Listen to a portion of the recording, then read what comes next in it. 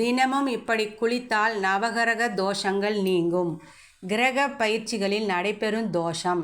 ஜாதகத்தில் எந்த கிரகத்தால் பிரச்சனைகள் பாதிப்புகள் அதிகம் ஏற்படுகிறது என தெரிந்து கொண்டு அந்த கிரகத்துக்குரிய பொருட்களை வாங்கி தினமும் நாம் குளிக்கும் தண்ணீரில் கலந்து குளித்தால் நவகிரக தோஷங்கள் விலகும் என சித்தர்கள் எழுதி வைத்த குறிப்புகளில் இது ஒன்று.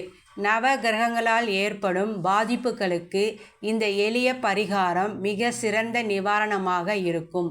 இந்த பரிகாரங்களை தொடர்ந்து நம்பிக்கையுடன் செய்து வந்தால் வாழ்க்கையில் மிகப்பெரிய மாற்றங்கள் வரும் என சொல்லப்படுகிறது. நவகிரக தோஷங்களை நீங்க ஒரு மனிதனின் வாழ்க்கை நன்மை தீமை என ஒவ்வொரு செயல்பாடுகளும் நவ கிரகங்களுடன் தொடர்புடையது. நவ கிரகங்களின் இயக்கங்களை பொறுத்தே அதற்கான பலன்களும் மாறுபடும். ஒருவரின் ஜாதகத்தில் கிரகங்களின் நிலைகள் சரியாக இல்லை என்றால் அதற்கு சில பரிகாரங்கள் செய்தால் போதுமானது. இதற்கு செலவு செய்து அந்தந்த கிரகங்களுக்கு உரிய பரிகார தலங்களுக்கு சென்று தோஷ நிவர்த்திக்கான பரிகாரங்கள் செய்ய வேண்டியது கிடையாது. வீட்டிலேயே சில எளிய பரிகாரங்களை செய்தாலே கிரக தோஷங்களில் இருந்து விடுபடலாம். நாம் காலை எழுந்தது முதல் இரவு தூங்கும் வரை இந்த முறையில்தான் செய்ய வேண்டும் என சாஸ்திரங்கள் சொல்கின்றன. அதுபோல் குளிப்பதற்கும் சில முறைகள் உள்ளன. காலையில் எழுந்ததும் குளித்து விட வேண்டும். முதலில் கால் நனையும்படி தண்ணீரை ஊற்றி குளிக்க வேண்டும். பிறகு முழங்கால் தொடை இடுப்பு என கீழிருந்து தான் குளிக்க வேண்டும்.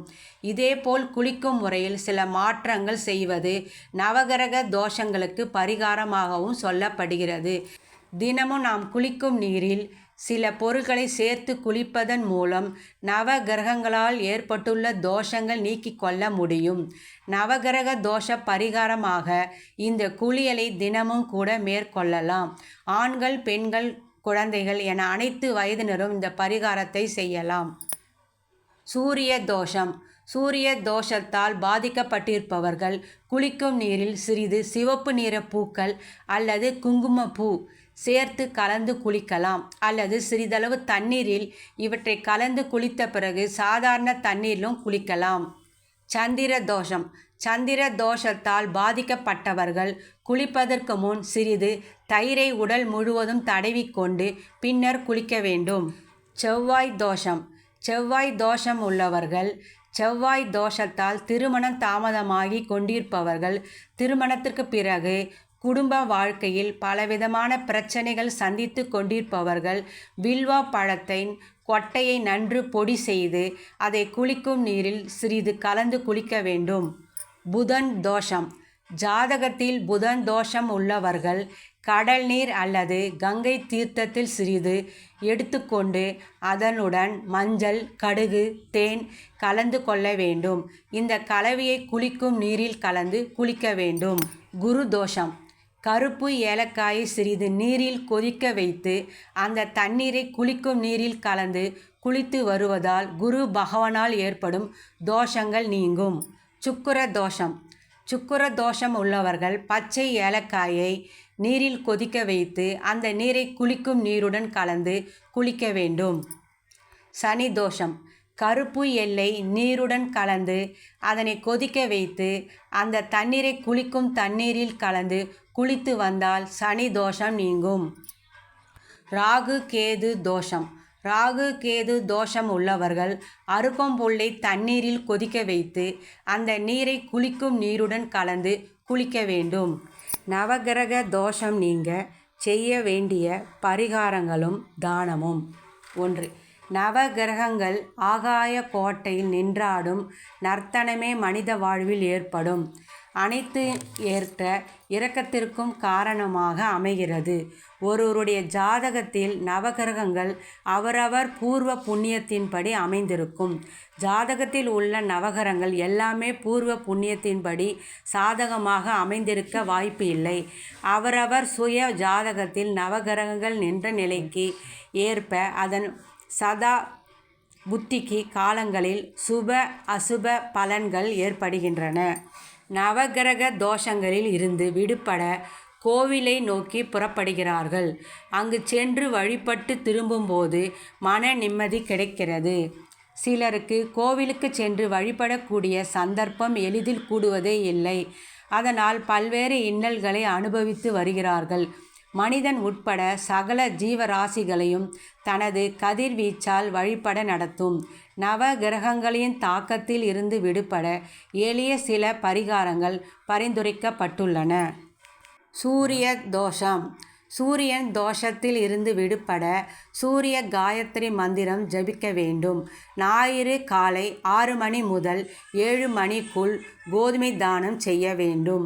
கோதுமை உணவு சாப்பிட வேண்டும். தினமும் அதிகாலை சூரிய நமஸ்காரம் செய்து ஆதித்ய இருதயம் பாராயணம் செய்ய வேண்டும். சிவ வழிபாடு சூரியனை சுப வலுப்பெற செய்யும். கும்பகோணம் அருகில் உள்ள சூரியனார் கோவில் சென்று வழிபாடு செய்ய வேண்டும். மாணிக்க மோதிரம் அணிய வேண்டும். சந்திர தோஷம். சந்திர தோஷம் விலக சந்திர காயத்ரி மந்திரம் ஜபிக்க வேண்டும். திங்கட்கிழமைகளில் விரதம் இருந்து பார்வதி பரமேஸ்வரை வணங்க வேண்டும். திங்கட்கிழமை தோறும் பச்சரிசி சாதம் சாப்பிட வேண்டும். பச்சரிசி மாவில் மாவிளக்கு செய்து பிரதோஷ வேளையில் நந்திக்கு நெய் தீபம் ஏற்ற வேண்டும். நீர், பசும்பால், அரிசி போன்றவற்றை திங்கட்கிழமையில் தானம் செய்ய வேண்டும். வெள்ளி பாத்திரங்களை உபயோகிக்க வேண்டும். வளர்பிறையில் சந்திர தரிசனம் செய்ய வேண்டும். திருப்பதி சென்று வெங்கடாஜலபதியை தரிசிக்கலாம். பௌர்ணமியில் சத்தியநாராயணர் விரதம் இருக்க வேண்டும். முத்து மோதிரம் அணிய வேண்டும். செவ்வாய் தோஷம். செவ்வாய் காயத்ரி மந்திரம் ஜபிக்க வேண்டும். செவ்வாய் தோஷம்.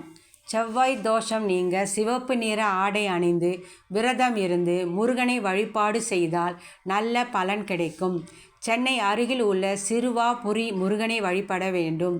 செவ்வாய்க்கிழமை சிவப்பு துவரை தானம் செய்ய வேண்டும். தினமும் கந்த சஷ்டி கவசம் கேட்க வேண்டும் அல்லது பாராயணம் செய்தல் வேண்டும். இரத்த தானம் செய்ய வேண்டும். சிவப்பு நிற பசு தானம் செய்ய வேண்டும். கும்பகோணம் வைத்தீஸ்வரர் கோவில் சென்று வழிபாடு செய்ய வேண்டும். பவள மோதிரம் அணிய வேண்டும். புதன் தோஷம். புதன் தோஷம் நீங்க புதன் காயத்ரி மந்திரம் ஜபிக்க வேண்டும். புதன்கிழமை தோறும் சக்கராழ்த்தாழ்வார் வழிபாடு செய்து பச்சை பயிறு தானம் தர வேண்டும். பச்சை பயிறு சாப்பிட வேண்டும். விஷ்ணு சகஸ்ர நாமம் பாராயணம் செய்ய வேண்டும். வளர்பிறை ஏகாதசி அன்று கிருஷ்ணன் கோவிலுக்கு சென்று அவள் பொரி பாயாசம் வைத்து நெய்வேத்தியம் செய்ய வேண்டும். புதன்கிழமைகளில் மதுரை மீனாட்சி அம்மன் கோவில் சென்று வழிபாடு செய்ய வேண்டும். மரகத பச்சை மோதிரம் அணிய வேண்டும். குரு தோஷம். இத்தோஷம் விளங்க குரு காயத்ரி மந்திரம் ஜபிக்க வேண்டும். குருவின் தலமான ஆலங்குடி சென்று குரு வழிபாடு செய்ய வேண்டும். திருச்செந்தூர் சென்று முருகனை வழிபட வேண்டும். வசதியற்றவர்களின் திருமணத்திற்கு தாலிக்கு பொன் தானம் தர வேண்டும். யானைக்கு கரும்பை உணவாக தர வேண்டும். வியாழக்கிழமைகளில் சித்தர்களின் ஜீவ சமாதி வழிபாடு செய்ய வேண்டும். வியாழக்கிழமைகளில் கொண்டை கடலை சாப்பிட வேண்டும். கனக புஷ்பரகா கல்லில் மோதிரம் அணியலாம். சுக்கிரன் தோஷம் வெள்ளிக்கிழமைகளில் நெய் தீபம் ஏற்றி லலித சகசர நாமம் பாராயணம் செய்ய வேண்டும். ஸ்ரீரங்கம் சென்று தாயாருக்கு குங்கும அர்ச்சனை செய்ய வேண்டும். வெள்ளை மொச்சையை வெள்ளிக்கிழமைகளில் தானம் செய்ய வேண்டும். இளம் பெண்களுக்கு ஆடை தானம் தர வேண்டும். வைர மோதிரம் அணிய வேண்டும். சனி தோஷம். சனி தோஷம் விலக சனி காயத்ரி மந்திரம் ஜபிக்க வேண்டும். சனி தலமான திருநள்ளாறு சென்று வழிபட்டு அன்னதானம் செய்யலாம். சனிக்கிழமை வரும் பிரதோஷ தினத்தில் சிவனுக்கு வில்வ இலைகளால் அர்ச்சனை செய்து வழிபடலாம். சனிக்கிழமை ஆஞ்சநேயருக்கு வடைமாலை சாற்றி வணங்கலாம். பார்வையற்றோர், மாற்றுத்திறனாளிகள், நோயாளிகள், முதியோர்கள், தொழிலாளிகள், துப்புரவு தொழிலாளிகள் போன்றவர்களுக்கு செய்யும் உதவி நல்ல பலன் தரும். சங்கட சதுர்த்தி அன்று விநாயகருக்கு வன்னி மர சமயத்தில் ஓமம் செய்து வழிபடலாம்.